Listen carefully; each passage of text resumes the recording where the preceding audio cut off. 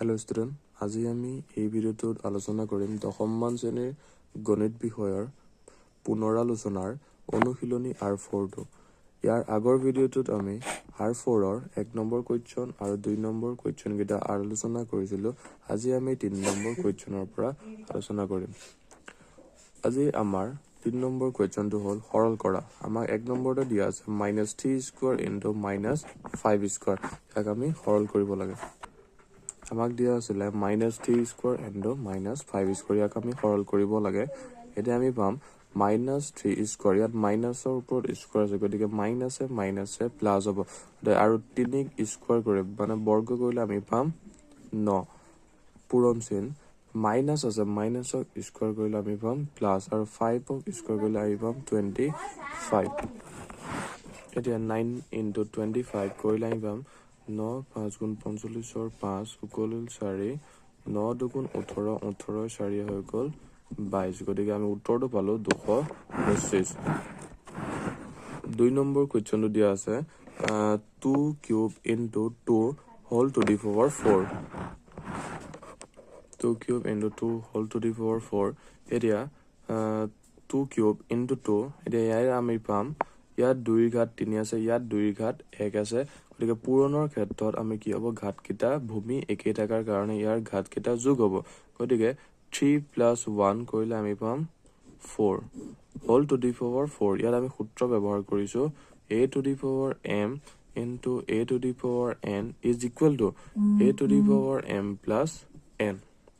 এতিয়া 2 to the power 4 whole to the power 4 is equal to আহি যাব 4 4 গুণ 16 2 টু দি পাৱাৰ 16।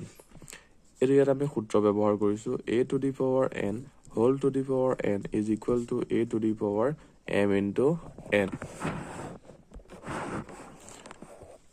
আমাৰ 3 নম্বৰ কোৱেশ্চনটো দিয়া আছে 2 to the power 0 into 3 to the power 0 into 4 to the power 0।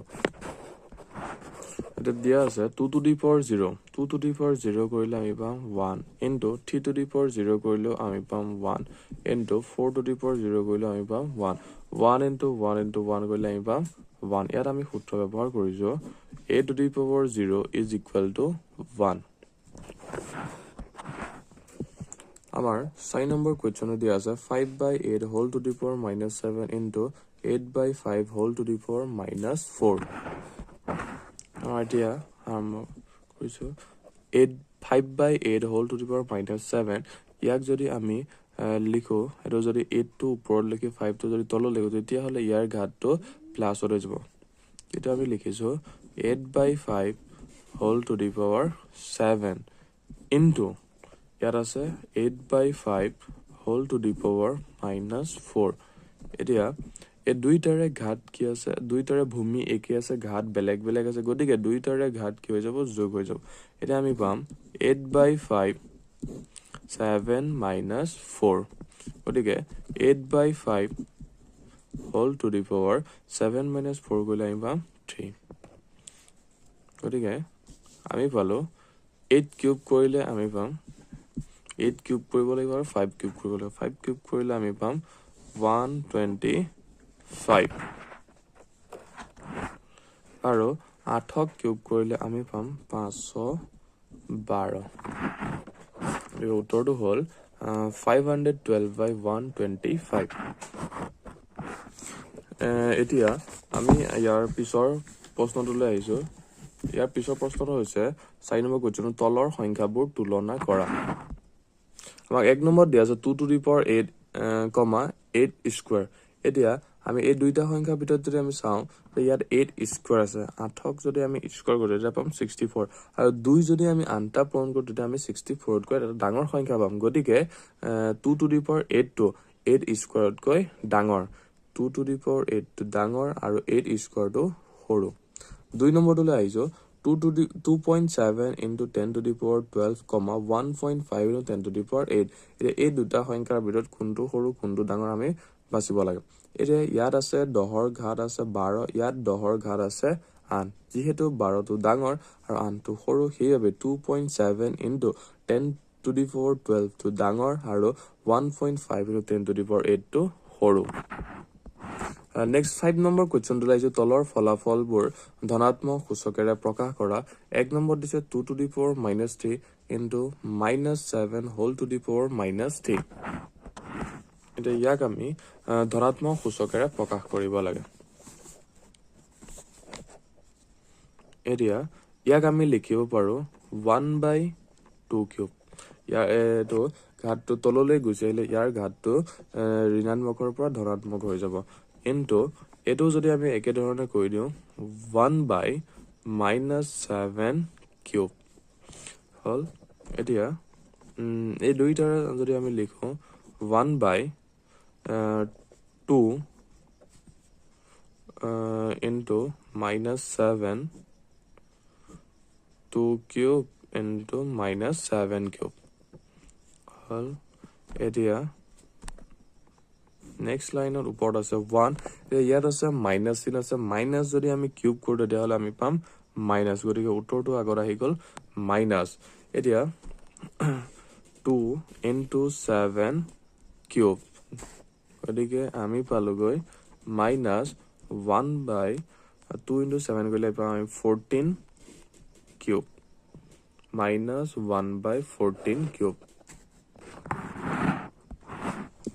আমাৰ 2 নম্বৰত আছে -3 to the power -4 into 5/3 whole to the power -4 এতিয়া ইয়াত আছে -3 to the power -4 into 5/3 whole to the power -4 এতিয়া আমি পাম এটা আমি তললৈ যদি প্ৰকাশ কৰি দিও তেতিয়াহলে আমি পাম 1/-3 to the power 4 into 5/3 all to the power -4 and next আমি চাও এটা আছে মাইনাস চিনৰ ওপৰত যেটো ঘাত আছে ঘাতটো আছে 4 আৰু 4 টো এটা যুগ্ম সংখ্যা গতিকে এই মাইনাস ডাল কি হৈ যাব প্লাস হৈ যাব গতিকে আমি লিখিব পাৰো 1/3 to the power 4 into এতিয়া এই ইয়াতটো 5/3 ৰ ঘাত আছে -4 এতিয়া যদি আমি যদি এই যদি এটো যদি 5/3 টো যদি উল্টাই দিও 3/5 কৰো তেতিয়াহলে এই মাইনাস চিহ্ন হৈ যাব প্লাসত গতিকে আমি লিখিব পাৰিম 3/5 whole to the power +4 এতিয়া ইয়াত আছে 1/3 to the power 4 into এটা যদি আমি এক্সট্ৰাকে লিখো 3/4 divided by 5 to the power 4 গতিকে 3 to the power 4 into 3 to the power 4 কাটা গল থাকি গল 1/5 to the power লাগি গল 1/5 to the power 4 এটা 6 নম্বৰ কোৱেশ্চন ওলাইছে তলৰ সংখ্যাবোৰ প্ৰামাণিক ৰূপত প্ৰকাশ কৰা এদি আছে 340,000 এতিয়া আমি কি কৰিব লাগে প্ৰামাণিক ৰূপত প্ৰকাশ কৰিব লাগে এতিয়া এই সংখ্যাটো আমি কি কৰিম ইয়াতে এই সংখ্যাটো দশমিকটো আছে ইয়াৰ পৰা দশমিকটো আমি আনিব লাগে এটা ঘৰ পিছত এতিয়া ইয়াত এটা সংখ্যা আছে 3 আছে 3 ৰ পিছত আমি এটা দশমিক লিখিলো বাকি থাকি গল 4 3 বাকি শূন্য কিটা আমি নিলিখো পূৰণ চিন into 10 এতিয়া ইয়াত দশমিকটো কেই ঘৰ আগলৈ গল 1 ঘৰ 2 ঘৰ 3 ঘৰ 4 ঘৰ 5 ঘৰ 6 ঘৰ গতিকে আমি ইয়াত লিখিব লাগিব 10 to the power 6 এইটোই হল এই সংখ্যাটোৰ প্ৰামাণিক ৰূপ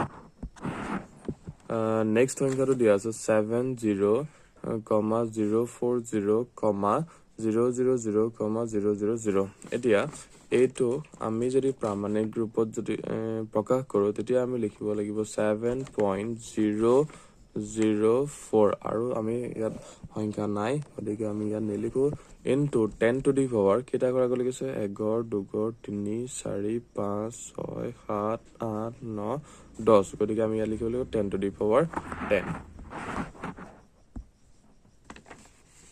আমাৰ 3 নম্বৰ আছে 0.0000015 এতিয়া এটোক আমি প্ৰামাণিক ৰূপত প্ৰকাশ কৰিব লাগে ইয়াত 15 আছে আমি ইয়াত লিখিব লাগিব 1.5 into 10 to the power এটা দশমিক কি হৈছে দশমিকটো পিছলৈ গৈছে কেই ঘৰ পিছলৈ গৈছে 1 ঘৰ 2 ঘৰ 3 4 5 6 7টা ঘৰ পিছলৈ গৈছে আমি আহিব 10 to the power -7 আৰু নেক্সট আমাৰ 4 নম্বৰটো দিয়া আছে 0.0001436 এতিয়া আমি ইয়াত আহিব 1.436 into 10 to the power 1 2 3 4 5 ঘৰ পিছলৈ গৈছে দশমিকটো গতিকে ইয়াত আহিব 10 to the power -5 এতিয়া আমাৰ 7 নম্বৰ প্ৰশ্নটো হ'ল তলৰ সংখ্যাবোৰ সাধাৰণ ৰূপত প্ৰকাশ কৰা 1 নম্বৰত আছে 1.0001 into 10 to the power 9 এতিয়া আমি পাম আমাৰ আছে 1.001 আছিলে এতিয়া ইয়াৰ লগত যদি আমি যদি 10 to the power 9 টো যদি আমি পূৰণ কৰো যেটো সংখ্যা পাম সেইটো সংখ্যা আমি লিখি দিলে হ'ল এতিয়া দশমিকটো কেই ঘৰ পিছলৈ যাব 9 ঘৰ পিছলৈ যাব এর অঙ্ক কেটা আছে 1 2 3 4টা আছে আমি লিখিলো 1 আছে 1 2 3 সরি এটা হল আৰু ইয়াৰ পিছত আৰু আমি পাঁচটা অঙ্ক ইয়াত যেটো নাই কি আগৰি তাৰ কাৰণে আমি ইয়াত শূন্য আমি পাঁচটা বহালে হল দুটা তিনটা চাৰিটা পাঁচটা গতিকে এটো হৈ গল ইয়াৰ সাধাৰণ ৰূপ 2 নম্বৰত আছে 3.02 into 10 to the minus 6 এতিয়া এটো 3.02 into 10 to the minus 6 তো সাধাৰণ ৰূপত প্ৰকাশ কৰিলে দশমিকটো কি হ'ব আগুৱাই যাব কেই ঘৰ আগুৱাই যাব ইয়াত কিমান আছে 6 আছে গতিকে দশমিকটো 6 ঘৰ আগুৱাই যাব গতিকে আমি ইয়াত লিখিব লাগিব 0.00000 পাঁচটা 0 3 0 2